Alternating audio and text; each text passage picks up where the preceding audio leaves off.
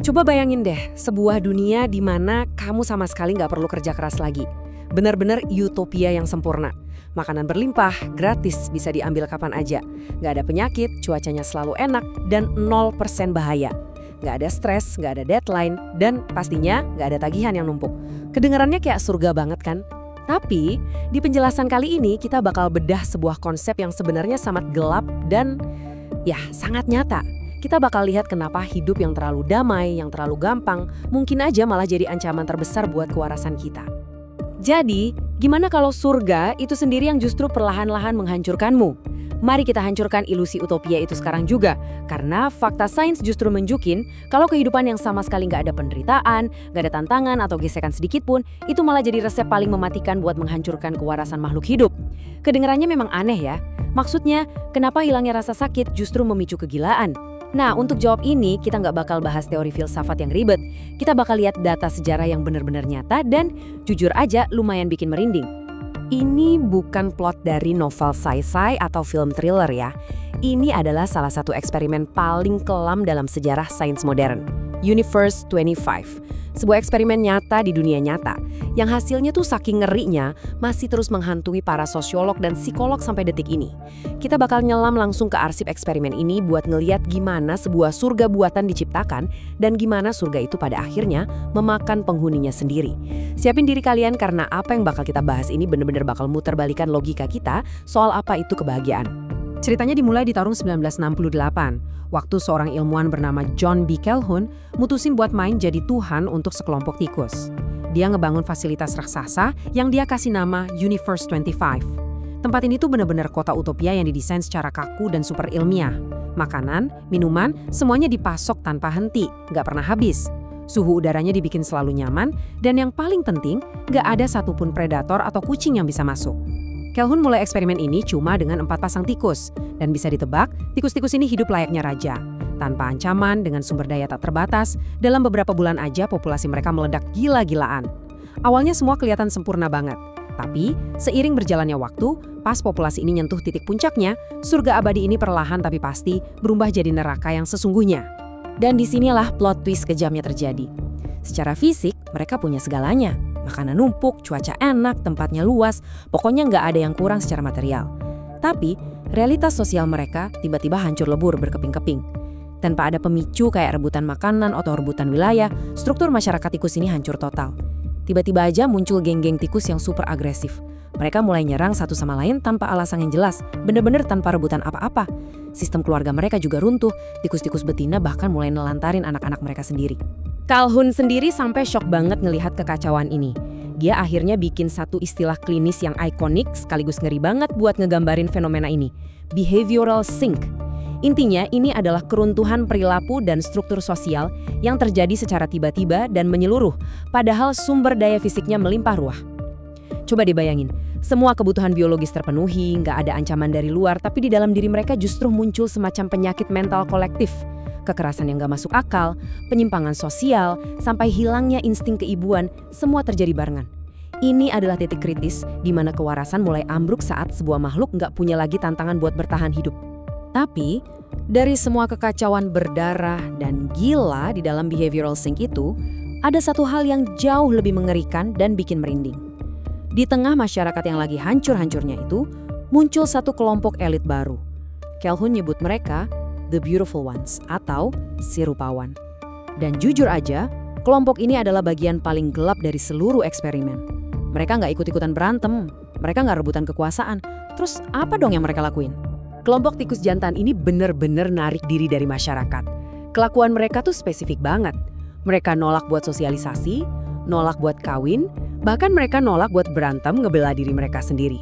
Rutinitas mereka kosong melompong. Tiap hari kerjaan mereka cuma makan, tidur, dan ngerapiin bulu mereka sendiri. Udah, itu aja. Karena mereka nggak pernah berantem dan selalu ngerawat diri, fisik mereka kelihatan luar biasa sempurna. Bulunya bagus, nggak ada bekas luka sedikit pun. Makanya mereka dipanggil The Beautiful Ones. Tapi, di balik fisik yang sempurna itu ada kekosongan yang benar-benar gelap. Ada satu kesimpulan yang benar-benar nyayat hati dari tragedi Universe 25 ini.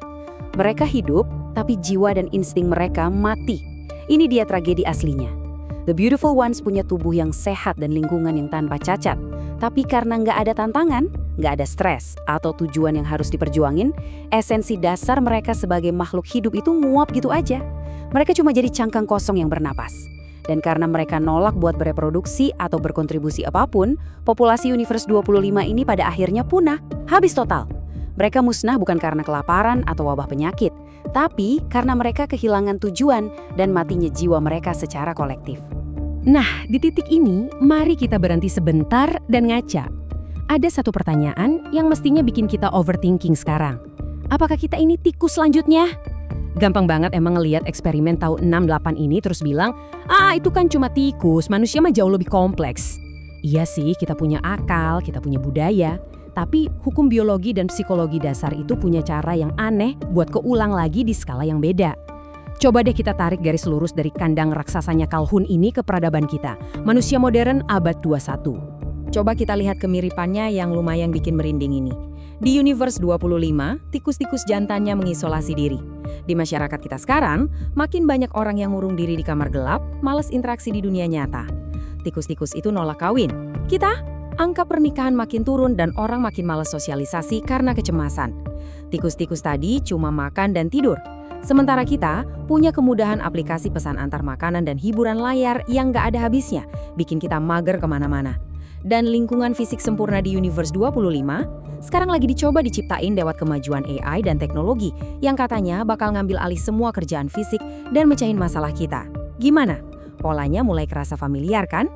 Buat paham kenapa pola ini bahaya banget, kita harus ngerti gimana otak kita berevolusi. Otak manusia itu dari sananya nggak didesain buat kedamaian abadi. Kita punya siklus fundamental buat jaga kewarasan kita. Kita ini berevolusi untuk memecahkan masalah. Prosesnya selalu sama. Kita ngadepin tantangan, kita ngerasain sedikit rasa sakit atau gesekan, terus kita kalahin naga metaforis itu. Entah itu berburu makanan di zaman purba atau sekedar nyelesain proyek susah di kantor hari ini. Habis itu masalah kelar dan kita dapat kepuasan dopamin yang nyata.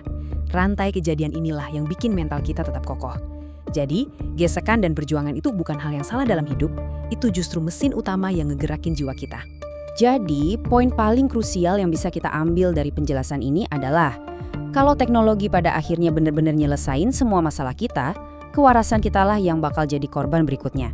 Setiap kali kita pakai teknologi buat nyingkirin kesulitan kecil, entah itu jalan ke warung, ingat jalan tanpa map, atau sekedar nahan rasa bosan 5 menit aja pas lagi nunggu, kita tuh sebenarnya lagi ngerampas kesempatan otak kita buat berfungsi sebagaimana mestinya. Ngelempar semua perjuangan dan kesulitan kita ke kenyamanan modern, itu sama aja kayak bikin pikiran kita kelaparan. Kelaparan akan gesekan yang justru dia butuhin banget buat tetap hidup dan waspada. Dan pemikiran ini ngebawa kita ke cara pandang baru yang menurut saya cukup melegakan. Gini, mungkin alasan kenapa hidupmu sering terasa berat adalah cara alam semesta menyelamatkanmu dari kegilaan. Waktu bos kamu nyebelin, waktu kamu pusing bayar kosan, atau waktu kamu lagi ada konflik sama teman, itu semua adalah naga yang emang harus kamu hadapi. Penderitaan-penderitaan kecil setiap hari, stres yang kamu rasain, itu justru beban yang nahan kakimu tetap napak di bumi. Kamu butuh masalah-masalah itu supaya kamu tetap merasa relevan, punya tujuan, dan pada akhirnya tetap jadi manusia seutuhnya, bukan sekedar cangkang kosong kayak tikus-tikus di eksperimennya Calhoun.